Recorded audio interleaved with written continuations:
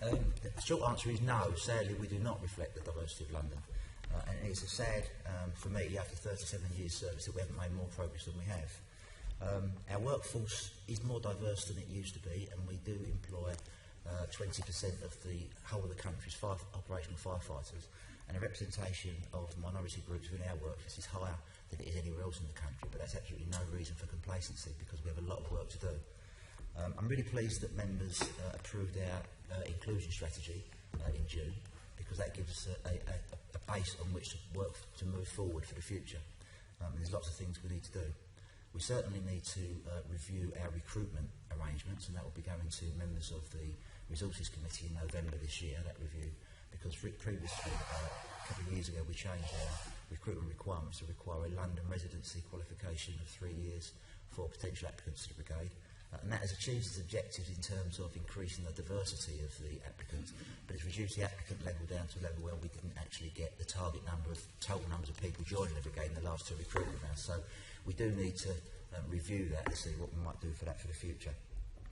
We also need to think about how we present ourselves to Londoners and the way we present the job of a firefighter, because I am slightly concerned that with the changing face of the fire service across the country, but particularly in London, in terms of most of the work that our firefighters do now is prevention work out in the community, educating the public about the dangers of fire, and we still present ourselves as a operational service that all our firefighters do is fight fires and rescue people, which is far from the truth.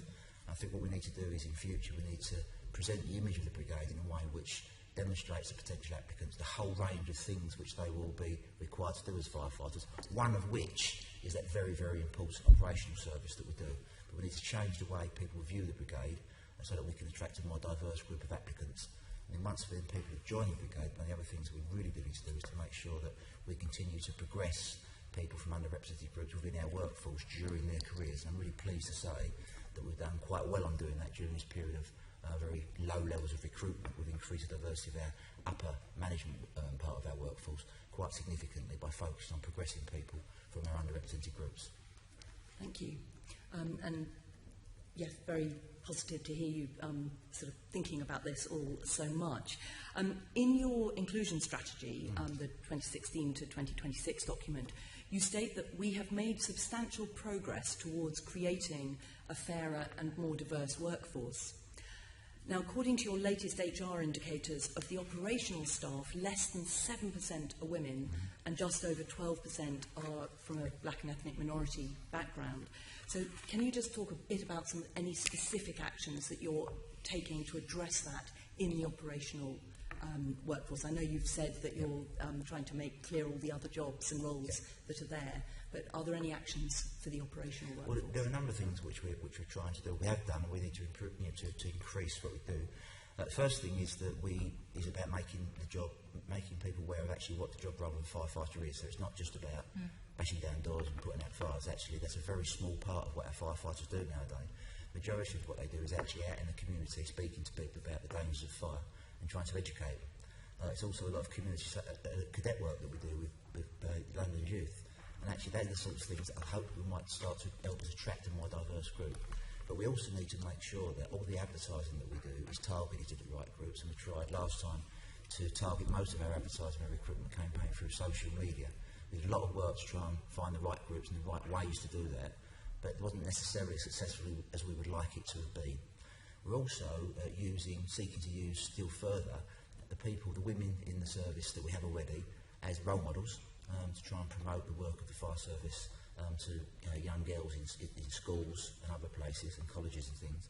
And also we use our support groups, or our BME and LGBT groups as well, to help us encourage applicants from their communities and the context they've got. So we're trying to take a sort of very wide spectrum of strategies towards trying to improve the attraction rates. And then, of course, we need to make sure that once we have attracted the applicants, we're then able to convert those into actual job starters. And there is some work we need to do around our actual selection processes to make sure there is no remaining disadvantages or in their process. Thank you. Actually, talking about the selection processes, that brings me straight to my next question. There is the City Hall recruitment has started using name-blind shortlisting processes. will you update the LFIPA inclusion strategy and include name-blind shortlisting processes as an action? We do already in most of our processes. We are name blind in most of them. You are name blind Yes, already? in It's not listed in your inclusion strategy. Yeah, well, that's marvellous. It's a very simple step and it makes a huge difference. Then I note also that your targets for workforce composition cover senior management and senior staff, and you've got no workforce composition targets at the moment for gender, BME, sexual orientation or disability for the operational staff workforce.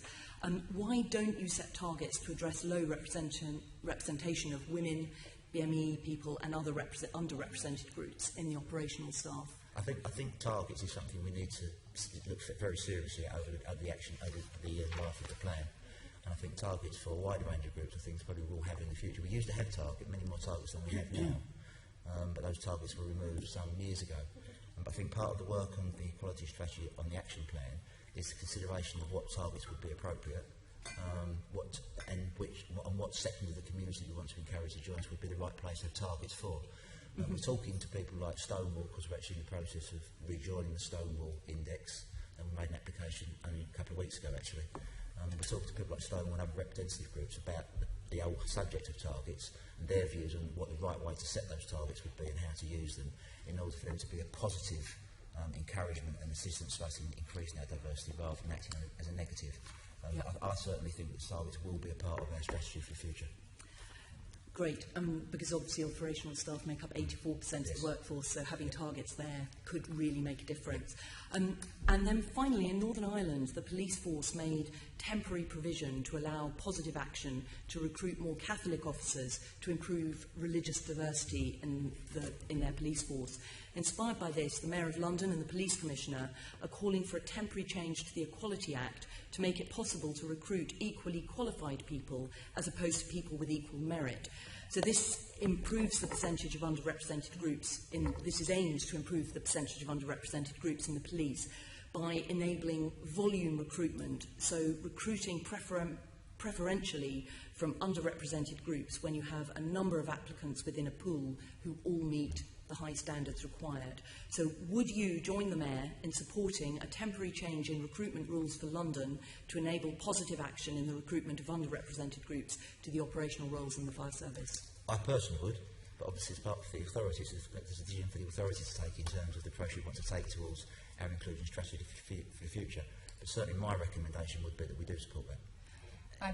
If I can just speak, I mean, obviously this isn't something we've discussed directly as the authority, but I think that I'm confident that the authority as a whole would support this, and actually some of the measures we've used in the past successfully, like the 3-year residency criteria for BME, which has increased the number of BME recruits significantly over the last few years. We've sort of been taking a lead from some of the work that the Met's done on this, so I think there'd be support among LFIPA members for that. That's marvellous, thank you very much. That's the end of my questions.